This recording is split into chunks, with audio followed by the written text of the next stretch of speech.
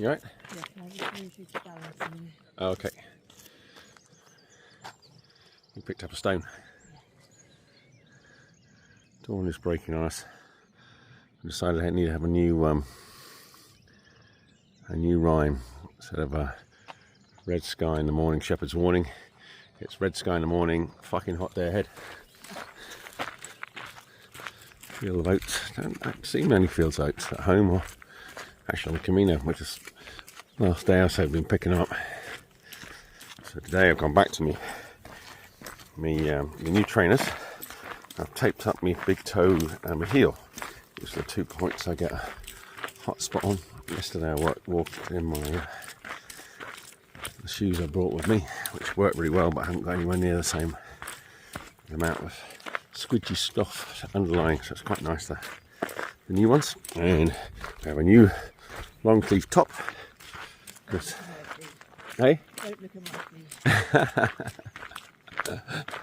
Because the sun was not got sunburnt arms, but definitely getting a bit sore with the sun's a bit relentless. But then that was the idea of starting so early this morning. Is this the longest stage on the Camino between towns? Yeah, I think so. Yeah, that's that. And it's shadeless. Well, no, some little trees here. It's coming. Telegraph pole there, get a bit of shade from them. Walking to Patrick last night. Got sunrise behind me. Well, no, we haven't got dawn behind us. He went to the Pellegrino's service in the church last night. It's actually a nice church. We've seen a few around here. They're way less fancy, incredible stone structures, incredibly cool. I mean, cold. And then slightly fancy sort of altars and bits and pieces, especially on English standards, but not on the grandiose ones you see where there's communities that have clearly got some money. But he said it was really nice. They had a normal service, and then they had a Pellegrino's one, and unusually one of the nuns spoke English, and she gave them all the star, which she said they had to carry to Santiago, which represented what they learnt on the Camino, and then take it home. So what they learn on the Camino, they take home, which is very similar to Liam. It's water sports. Whitewater coach, and does some really quite fancy expeditions around the world. And I remember talking to him once, and he was saying that you change when you go out on an expedition. We all do. It doesn't matter where you go, what you do, and that's exciting. But when you come home, nothing's changed. So all the friends you had are the same, and your house is the same, and all the routines are the same. And so, if you're not careful, those changes get lost. And so it's a bit like a fire, and you end up with an ember, and you have to work hard to keep that ember glowing when you get back home again. Which is the same sort of philosophy as the nuns giving Patrick, this guy from Australia, his star to take with him on the Camino. So I like that idea.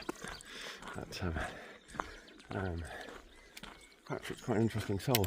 I wasn't aware that most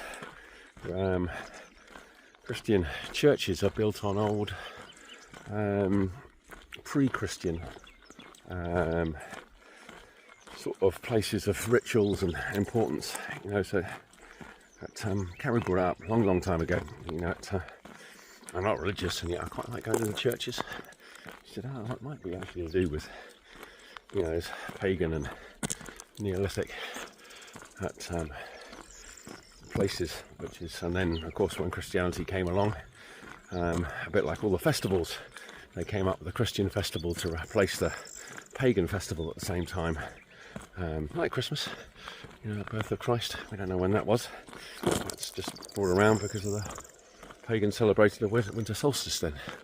That's, I think, the only pagan festival that has retained its origin is Halloween.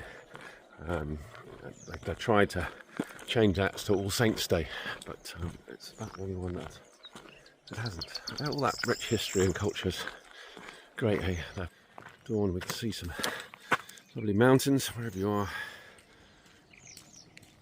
Look at that. It's rare we go through a day where we don't see the mountains come on us. And the sky is getting lighter and lighter. Oh, Carrie's picked up another stone in her sandals.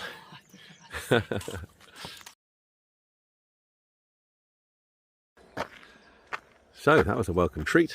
We're 8k in and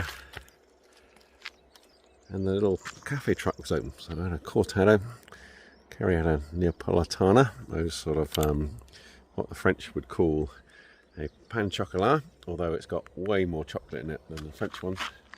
And unfortunately, although the croissants, they're not really croissants there, funny enough. They're yummy if you get them from the cafe. They're not on a French standard. We're just smiling that when you go to Portugal, they don't bother. They got their paslanasses, their custard tarts. That's it. They don't bother doing anything else. It's like, they're banging. Why would we make anything else in the bakery? Kind of know where they're coming from. So we're hoping that, we noticed in the Basque country that actually the bakeries were more French. And actually as we crept into Spain, they're not quite so good. So we're hoping that the Portuguese paslanasses creep into Galicia as we approach Finisterre and Muxia. We've got a main road running next to us. Yeah, it's alright. 7:30. So we'll be going, I don't know, when did we start this morning? 5:30. That's five, so a couple of hours. Got another couple of hours before we get to the next town. And then, yeah, so we've got a couple of hours to the next town, and then we'll grab a coffee there, maybe a tortilla, and then 6k to the town that we're staying the night in. The big old fields out here are somewhat similar to, I worked on a big estate up in Peterborough, so William Tompkins. He was quite a entertaining character. And you had we're not quite sure how many, but a whole number of arable farms, each about 1,000 acres each.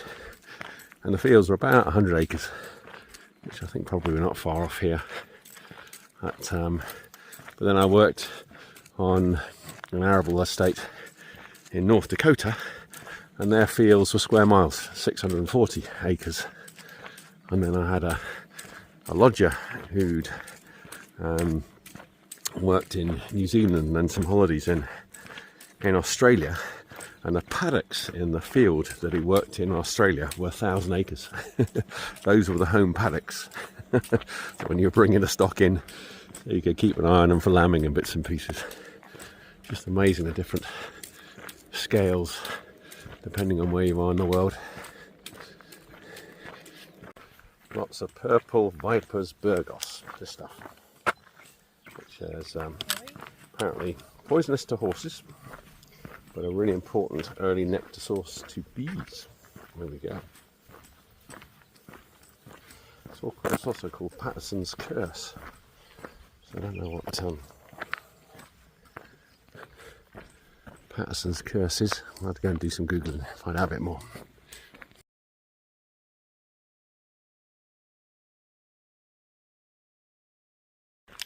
I've changed my mind. I think these they're pretty close to the square mile fields that I had in North Dakota. They go on. It takes us 20 minutes maybe to walk from one field to another. So, you know, we're walking 12-minute kilometres. So, yeah, not far from a mile, 12, 24, well, yeah, 1.6 kilometres to a mile. So big old fields.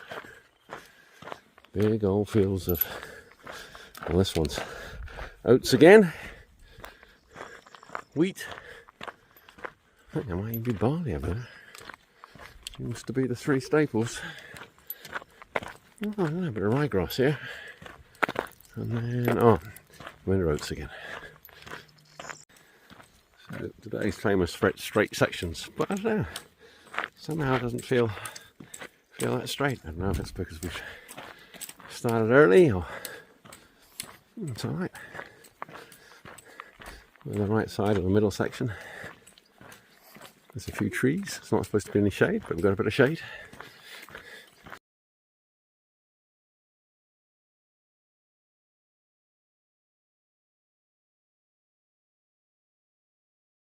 So this one's White Rock Rose, kind of pretty. But what was amazing is I stopped to take a photo of the gorgeous flower and a little mole ran past me. How magic was that? About where they are, that's a halfway mark, although strictly speaking for us, we'll see right there, it's not halfway. That's halfway to Santiago, and we're walking to Finisterre and Muxia, which is another, I think it's 3 days to Finisterre, I think it's 75k, and then another day to Muxia, which is sort of heading dead north across the coast. But still exciting nonetheless, and we're enjoying the fact that you know, this bit's not supposed to have any shade, but because we started so early this morning, we're getting a little bit of shade on the side of the road here, which is just magic. It's pretty hot, but I'm aspiring quite well in my new top, although it's actually quite pleasant to the feel. Oh, it's a bit stinky. I need to stop and put my snood on in a minute to protect my neck from the sun. Yeah, but a nice morning. These Scottish thistles do well in Spain. I say I've not quite sussed out which thistle. I think it was the one that we saw way back in the Pyrenees. In fact, we've not, since we left the Pyrenees and the Basque country, we've not seen it. But in that region, they had all these dried thistle heads. I mean, they're huge. They're a foot across, and then lots of people had sort of ornate ones made of iron or sometimes pottery. That obviously a much prized flower. It'd be cool to see it in flower, see what it looks like in real life.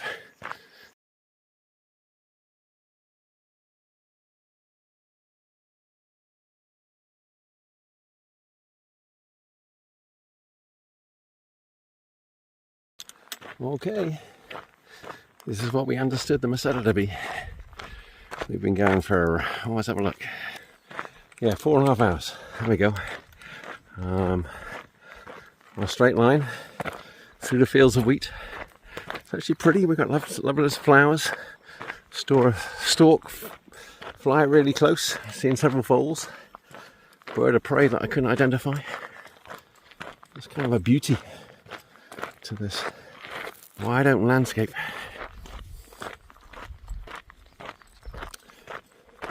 It's the Meseta. Good job we got up early this morning, because it's plenty warm enough. I can't imagine we're probably far off from the town we're going into. I can see a building just up there, so it might be that one. But, and then I'm not hungry, although a bit of fruit, and I think it might be beer o'clock. I've had 2 cold coffees, which is news for me, and they're actually pretty good. And banana, or kiwi fruit. There you go. That's been my breakfast. I've seen quite a few of these. They're quite nice when their buds are really small. Giant fennel, apparently. There we go. Oh, actually, I should have picked a bit. Let's go and see what it smells and tastes like.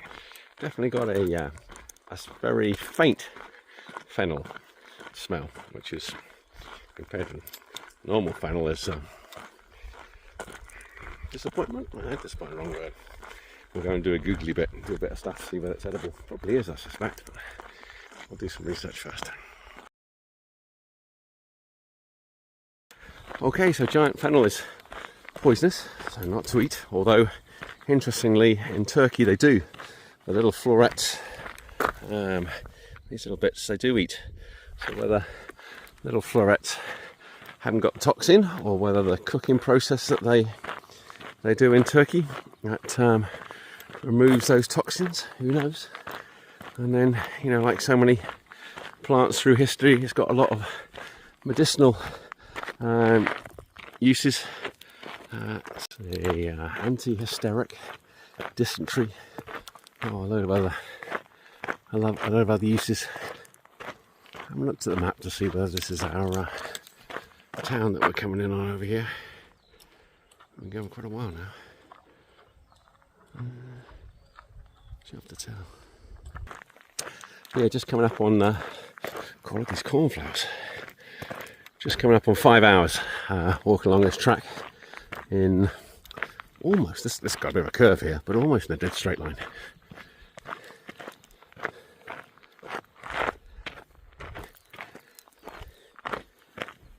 Definitely a good day for that early start. A small cold beer is now calling. It's reached that time of day. I quite enjoyed that walk. I'm enjoying the fact that I can see I'm enjoying the fact that I can see a village. We're just hoping there's a bar in the village. Yeah, that's been... It's been a great experience.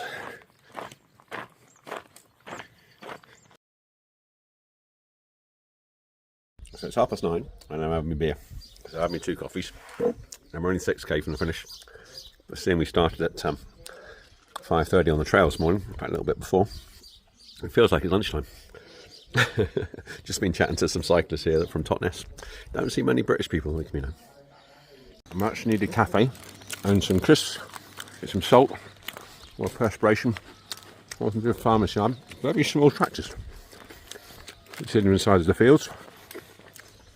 Cool, there were 3 cafes in this village and 2 of them were closed. It's like, oh no! Anyway, so I've just had a very nice cold beer. Lovely little tiny ones that you get in Spain. 6k till we're done. I think it's probably about 10 o'clock.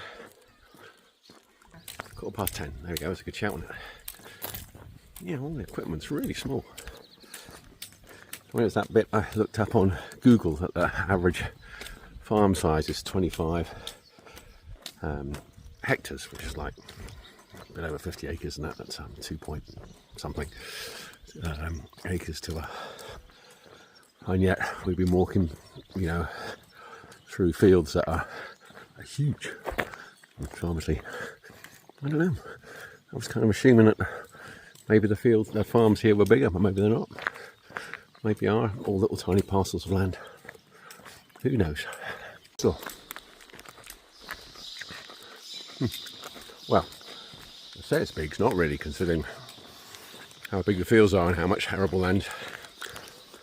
You know, we've suddenly dropped down in a little valley. There's some trees. I think we're going to go across the river. That's cool. Excited about coming to the river course, and it surprised me. Beautifully clear and running.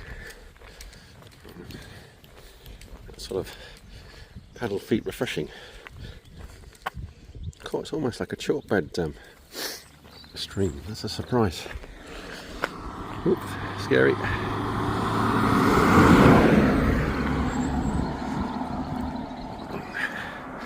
They're pretty good. We don't do much of the road. It's just 100 metres maybe. Oh look, there's some old buildings in the rocks. Sam was talking to a farmer when they came and meet us, and he said traditionally everybody in the village has one, and that's where they store and age their wine. Not those, I haven't seen any vineyards for a long time. Looking to spoil some little rodent's day, or frog. Apparently that's their diet. It's kind of cool.